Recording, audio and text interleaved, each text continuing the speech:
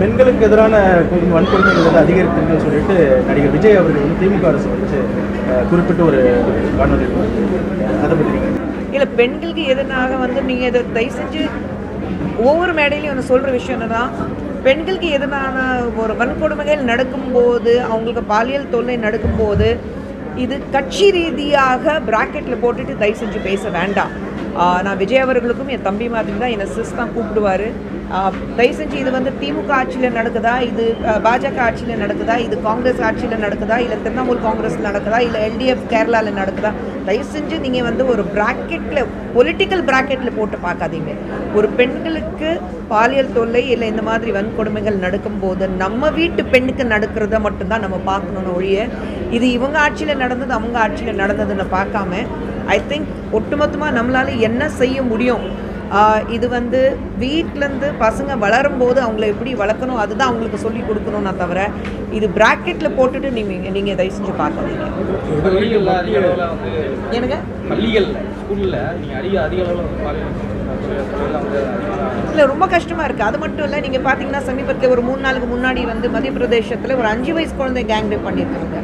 So அப்படி இல்லை பார்க்கும்போது எங்கே அவங்க வளரும்போது அவங்க மைண்ட் செட் எங்கே இருக்குது, இல்லை எல்லாமே வந்து அவங்க ஃபிங்கர் டிப்ஸில் இருக்குது, எல்லாமே ஈஸி எக்ஸசிபிலிட்டியாக இருக்குது. அது காரணமாக இல்லை வளரும்போது அவங்க எந்த மாதிரி ஒரு சூழ்நிலையில் வளர்ந்தாங்கன்னா நமக்கு தெரியல. பட் இந்த பெண்களுக்கு எதிராக நீங்கள் வந்து பெண்கள் பார்த்துட்டு இந்த மாதிரி அடையக்கூடாது, இப்படி பேசக்கூடாது, அந்த நேரத்தில் போகக்கூடாது.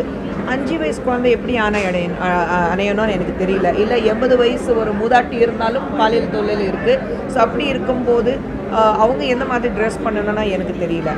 இன்னும் வந்து ரீசெண்டாக வந்து ஒரு நியூஸ் வந்தது, ஒரு 65 வயசில் இருக்குது ஒரு தாய் 30 வயசுல இருக்குது தன்னுடைய மகனை கொன்னுட்டு, ஆமாம் நான் தான் கொன்னு சொல்லியிருக்காங்க. ரீசன் வந்து வீட்டுக்கு வர அவங்களுடைய அத்தைக்கிட்ட வந்து அவங்க வந்து தவறாக நடந்துக்கிறது முயன்று பண்ணியிருக்காங்க. ஸோ அந்த மாதிரி ஒரு பாசிட்டிவ் இருக்குது. ஒரு தாய் இருந்தாலும் என் மகன் இருந்தாலும் அவன் பெண்களுக்கு எதிராக ஒரு இந்த மாதிரி கொடுமைகள் பண்ணால் அவனை வந்து விட மாட்டேன்னு சொல்லிட்டு பெண்கள் இருக்கிறாங்க. ஸோ மத்திய மகளிர் ஆணையம் இதுவரைக்கும் இதில் கவனம் செலுத்தாங்க. நான் அதில் மெம்பர் இல்லைங்க. ஸோ நான் அதுக்கு பதில் கொடுக்க முடியாது. இந்த மாதிரி குற்றங்களை தடுக்க முடியும்னு நீங்கள் நினைக்கிறீங்க? கண்டிப்பாக முடியும்.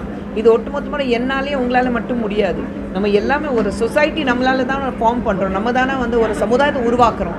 ஸோ அந்த சமுதாயத்தில் நம்மளுடைய நோக்கம் என்ன இருக்குது, என்ன மாதிரி ஒரு சமுதாயத்தை நாளைக்கு நம்ம வளர பசங்களுக்கு கொடுக்க போகிறோம், அதுதான் நோக்கி நம்ம எல்லாரும் அதில் வந்து பாடுபட்டோம்னா தவிர, ஒரு ஆட்சி, ஒரு அமைச்சர், இல்லை முதலமைச்சர், இல்லை பிரதமர், இல்லை குறிப்பிட்ட நீங்கள் நான் மகளிர் ஆணையம் அப்படியெல்லாம் நீங்கள் வந்து பிரித்து பார்க்கவே கூடாது. நம்ம எல்லாரும் சேர்ந்து தான் ஒரு சமுதாயத்தை உருவாக்குறோம். அப்படி இருக்கும்போது நம்மளால இந்த சமுதாயத்துக்கு எந்த ஒரு மாற்றங்கள் கொண்டு வர முடியும் அதுதான் பார்க்கணும். பள்ளியிலேயே பாதுகாப்பு இல்லாமல் ஆசிரியர்கள்லாம் வந்து இல்லை, அதுதான் சொல்கிறேன். அவங்களுடைய மைண்ட் செட் படித்தவங்க சொல்லணும். மாதா பிதா குரு தெய்வம் எப்போவுமே நான் சொல்வேன். ஸோ மாதா பிதா குரு, அதுக்கப்புறம் தான் தெய்வம். ஆனால் தெய்வமே வந்து இன்றைக்கி நம்ம வந்து இந்த மாதிரி வன்கொடுமைகள் நடக்கும்போது யார் நம்புறதுன்னு தெரிய மாட்டேங்குது.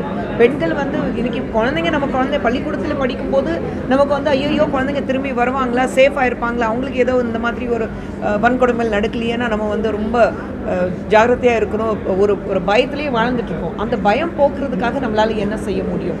நியூஸ் வெளியில் வரணும், பாசிட்டிவ் நியூஸ் வரணும். நெகட்டிவ் நியூஸ் மட்டும்தான் ஒரு நியூஸ் இருக்கக்கூடாது. உண்மையில் சொல்லப்போனால் அவங்கள மாதிரி பத்திரிகையாளர்கள் எல்லாரும், உங்களுக்கு எல்லாருக்கும் மிகப்பெரிய கடமை இருக்குது. உங்களுடைய அட்வைஸ் என்னவா இருக்குது பெண்களுக்கு?